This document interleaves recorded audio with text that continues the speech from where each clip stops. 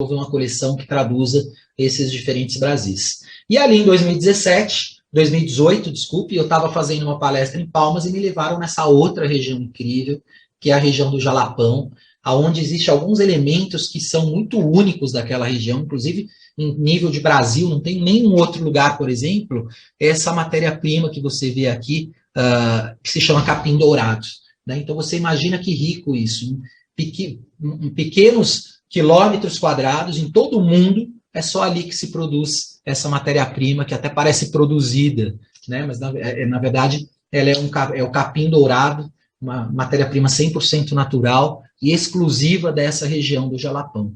E no Jalapão a gente tem uma série de outras belezas, né, como esse encontro das dunas aqui com essa mata ciliar, e a gente tem também esses ofurôs, que são piscinas no meio desse verde, piscinas naturais, com água que vem de quilômetros de profundidade, você não consegue nem mergulhar ali de tanta pressão de água que sobe. Então, novamente, foi um momento de epifania, foi um momento de vamos apresentar efetivamente uma coleção inspirada nessa fauna, nessa flora, nessa região do Tocantins. E aí você tem um pouquinho das imagens desses nossos espaços apresentativos, que a gente apresenta aqui no Brasil, através dos nossos lojistas, em Milão, sempre trazendo e retratando um pouquinho do contexto da coleção. Então você vê que o produto, ele faz parte de um algo maior. Né? Eu digo que é o produto que ele carrega história, ele é portador de história, né? Ele atende a função de uso, você quer sentar, você quer utilizar, mas mais do que isso, ele carrega um monte de simbologias ali dentro dele. E por fim, a nossa última coleção desenvolvida, que foi inspirada na ilha de Fernando de Noronha, no pôr do sol mais lindo que eu vi na minha vida, que tem todos esses degradês de laranja possíveis, imagináveis. Foi realmente assim, maior quantidade de diferentes tons de laranja que eu podia imaginar na minha vida, além de personagens locais, como esse Túlio Grande, que é um capítulo à parte. E esses motivos, essas histórias, nos levaram a criar essa coleção, que foi apresentada também por todo o ano de 2019, e no qual os produtos todos foram criados procurando representar um pouquinho daquele pôr do sol que eu vi ali em Noronha. Né? E, então, exatamente este é o ponto do que nos alimenta e é o que a gente quer fazer efetivamente com essa coleção, que é a coleção Bahia, que a gente está lançando oficialmente aqui hoje. Pedro, são tantos detalhes, eu fico imaginando a complexidade para desenvolver todas essas coleções, eu já estou super ansiosa para ver cada detalhe dessa nova coleção. E é pensando nisso que eu queria ouvir a sua opinião de qual que é o papel tanto de um designer como de um artesão em todo esse processo de criação. Olha, Bia, esse é um ponto que é fundamental, na verdade. Né? Eu acho que é uma relação que eu sempre digo que precisa existir uma grande sinergia, é quase que um encontro de amor, né? Tem um grande filósofo de design que ele diz que o design é feito em dois, é como uma relação de amor, né? Ora é a indústria e o designer, e ora é o artesão e o designer. E no decorrer desses próximos slides, eu vou compartilhar um pouquinho de histórias que são realmente histórias de amor no sentido de que o artesão, ele efetivamente, quando ele faz o trabalho à mão, ele está deixando um pedacinho do coração, da alma dele ali, né? E o designer também, ele deve pensar e deixar um pedacinho do coração quando ele está criando, quando ele está desenvolvendo uma peça. Então, eu acho que essa intersecção entre o saber do designer e o saber do artesão, ela é fundamental. Agora, existe um ponto que eu acho que é muito importante. Não existe um saber maior. O meu saber não é maior do que nenhum desses artesãos que estão trabalhando comigo. Pelo contrário, eles são portadores dessa nossa ancestralidade. Né? Então, o que nos traz até esse momento que nós somos hoje, que é a nossa alma, é a quantidade de histórias que a gente carrega. E, efetivamente, quem simbologia isso, a origem, inclusive, antes do termo design, ela vem do artesão, né? Desse mestre de ofício, desse artífice que se apaixona por uma matéria-prima e transforma ela. Então, isso é uma relação de intersecção, que eu deixo um pedacinho do meu coração e eles põem um pedacinho do coração deles. Agora, se eu efetivamente trabalhar com eles só para eles reproduzirem aquilo que eu quero, aí é um caminho errado, porque eu estou fazendo eles desconstruírem toda uma história que vem até hoje.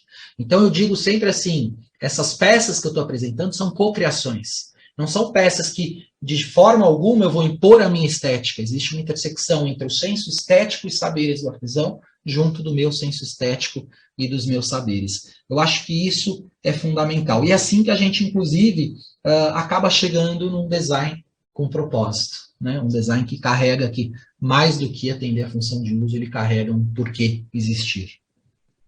Com certeza, sem dúvida nenhuma é um trabalho em equipe, né? O que você falou, só dá para chegar nesse resultado final incrível se tiver a união das duas frentes. E Exatamente. Pedro, Ô, Bia, eu gostaria até de fazer uma coisa, na verdade, desculpa te interromper, mas baseado nisso, eu gostaria até de compartilhar com você aqui uma frase que eu recebi de uma artesã, e que eu acho que ela sintetiza muito bem isso, né? Na verdade, ela conta um pouquinho de uma parceria aí que a gente fez, e na verdade eu poderia fazer exatamente o mesmo texto sobre ela, né? Então aí que entra essa relação que eu falei para você, que é a relação de amor. Então vou compartilhar um vídeo com você de um trabalho que eu fiz muito bacana com uma artesã que chama Fafá. Você me permite?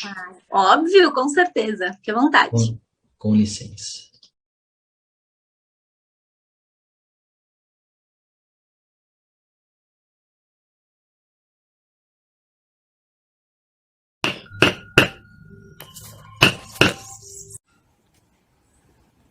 Meu nome é Fafá, eu sou escultora em madeira há 40 anos. E eu nunca havia trabalhado em outro material que não fosse madeira. E eu aceitei esse desafio de fazer essa obra que o Pedro já tinha criado, né? Colocar em prática.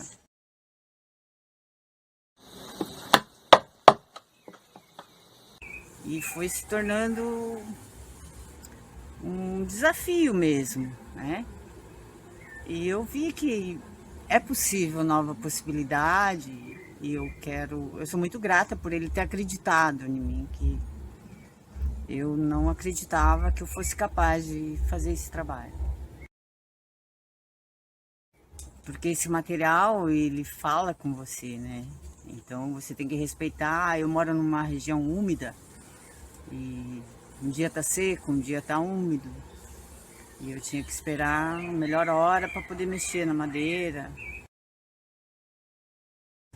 E foi muito bom ter tido essa experiência. E saber que é possível, né? Você trabalhar com material totalmente ecológico. Eu já procuro isso na minha carreira. Eu já trabalho com madeira de reaproveitamento de obras, de podas urbanas. Mas esse novo material foi muito inovador para minha carreira.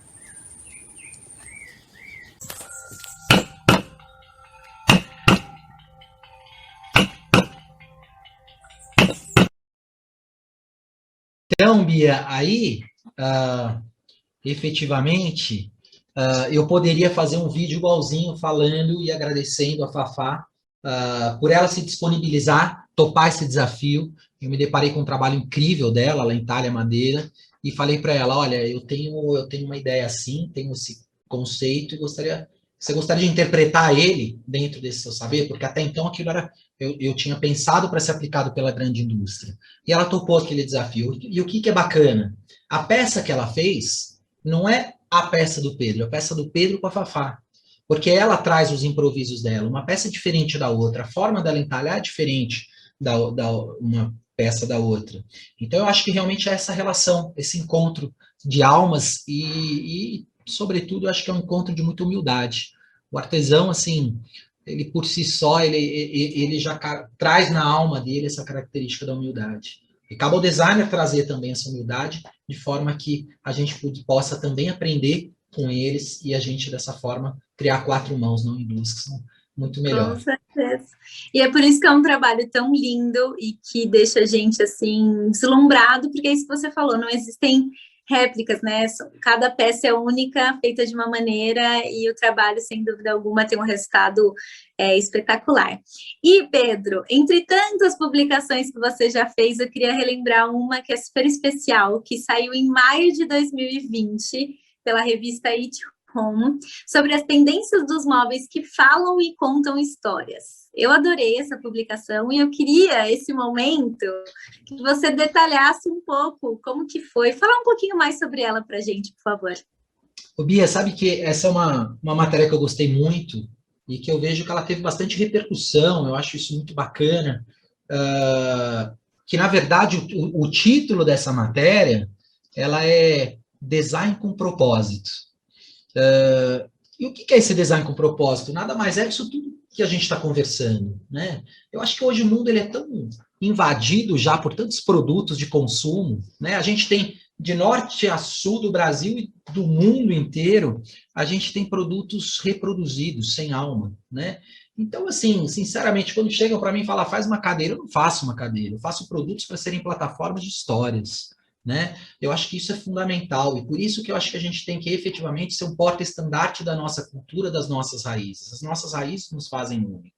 E o que a gente descobriu no meio dessa pandemia? A gente descobriu que os produtos falam, né? Que os produtos contam histórias. A gente ficou dentro de casa muitos momentos sem poder sair, e aí a gente olhava aquele cantinho, aquela cadeira plástica, e não fazia sentido para a gente. Mas, por outro lado, quando eu olhava aquela memória, aquela cadeira lá da minha avó, que ela costumava sentar ali, aquilo é um produto cheio de histórias, é um produto que alimenta a minha alma. Aquela lembrança que eu trouxe de uma viagem, ela alimenta a minha alma. Então, eu acredito que nesse momento as pessoas entenderam a importância de consumir com consciência, né? E aí que eu acho que efetivamente vem uma importância muito grande, uma responsabilidade muito importante no trabalho do designer hoje, né? O design tem que ter propósito, ele tem que ter o porquê existir, ele tem que emocionar as pessoas. Então, sobre essa tua pergunta, o contexto desta coluna, desta matéria, foi exatamente falar um pouquinho sobre esse produto que vai além, sabe? Agora, obviamente que o contexto de por que o produto é pensado, né? Por que o produto efetivamente, qual o ponto de inspiração? Não é só uma questão dele ser feito do jeito X, Y, Z, né? Mas é que ele tem um pouquinho de almas, de histórias da sua própria cultura e que você se identifique com ele. Com certeza, eu acho que toda essa responsabilidade de não só produzir por produzir, também tem um pontinho aí que linka com a minha próxima pergunta, que é como você condiciona a sua criação à sustentabilidade? Bia, essa é uma excelente pergunta, na verdade, porque eu acho que a gente, durante muito tempo, a gente foi condicionado a pensar a sustentabilidade dentro do sentido da natureza, né? A sustentabilidade, efetivamente, do ecologicamente correto, que está certíssimo. Isso é uma coisa que ganha cada vez mais força e a gente vê que não existe mais o dia de amanhã, existe o dia de hoje, né? Quando a gente fala de sustentabilidade, você não está mais falando de um futuro distante, você está falando dos seus filhos, né? Então, acho que isso é um ponto que ele é fundamental. Mas existe algo a mais, né? Existem outros pontos desse ser sustentável, né? Então, por mais que eu acho e acredite nos valores dessa sustentabilidade, efetivamente do reuso, da utilização correta, consciente da matéria-prima, tanto é prova que, por exemplo, aqui à esquerda você vê uma das peças que é um dos meus best-sellers, uma das peças mais icônicas hoje exportadas do Brasil, que é a cadeira esqueleto. A gente desenvolveu uma técnica na qual a gente se utiliza de semente de frutos brasileiros, reinjetamos aquela semente de fruto e transformamos uma cadeira. Então, não é só uma cadeira, essa é uma cadeira esqueleto que é feita com a injeção da acerola ou do açaí, que são frutos especificamente de uma região do Brasil, e é uma peça efetivamente sustentável e ecologicamente correta. Legal, ótimo. Mas existem outros pontos que eles precisam ser levados em consideração, né? Como eu acredito no design como uma engrenagem para esse mundo melhor, eu acho que é fundamental que o design seja também socialmente correto. Né? E como que ele é socialmente correto? O design, ele pode alavancar e deve alavancar a indústria, né? Trazendo produtos com mais competitividade, com mais entendimento, mas ele também precisa trazer junto pessoas, trazer junto a nossa cultura, a nossa memória, comunidades, né? Aqui à direita eu estou colocando, por exemplo, aquele sofá que eu mostrei para você, que foi desenvolvido lá em 2009 e que eu fiz com uma comunidade lá da região do Zumbi dos Palmares, e que era vizinho de uma fábrica que eu trabalhava, então, que eu desenvolvi uma coleção que se chamava Roncone. Então, você imagina, eu peguei aquela